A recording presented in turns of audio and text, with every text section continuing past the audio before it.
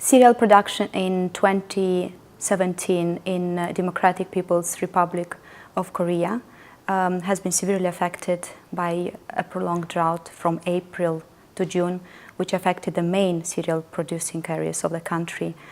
This is expected to worsen the food security situation for a large number of population.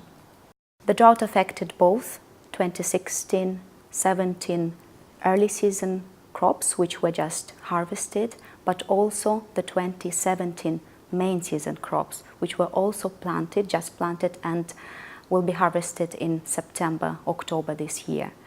The early season crops, wheat, barley and potatoes, decreased by 30% compared with last year's level, but the impact on the current main season crops such as staple paddy, maize, potatoes and soybeans and other crops was also very severe.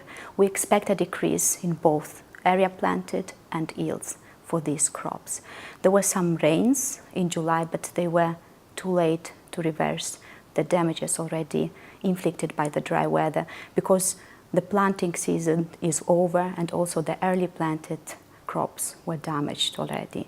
So altogether, FAO is very concerned that production will decrease and that food security situation of large number of population will worsen this year.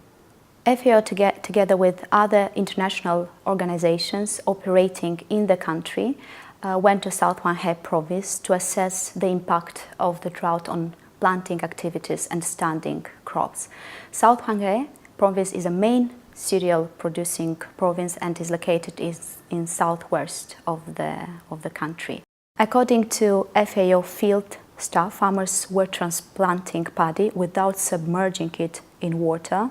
Normally, the paddy is transplanted in well-watered fields, and also paddy which was already planted was growing in very dry fields. With regard to other main season crops such as maize, potato, soybeans and other crops which were planted earlier, they were not growing as expected, and the damage due to the drought on the crops was very evident and widespread. Also, the household wells were dry, and water canals seen by FAO staff on the roads were dried up, and irrigation water in the main reservoirs and rivers were lower than normal. What is now urgently needed is to ensure adequate food consumption for the most vulnerable population groups through increased imports, both commercial imports and also food aid. It is also important that farmers, as most of the large parts of the population depend on agriculture, that farmers receive agricultural inputs such as irrigation equipment, sprinkles and water pumps, as well as fuel and pesticides for the current main season.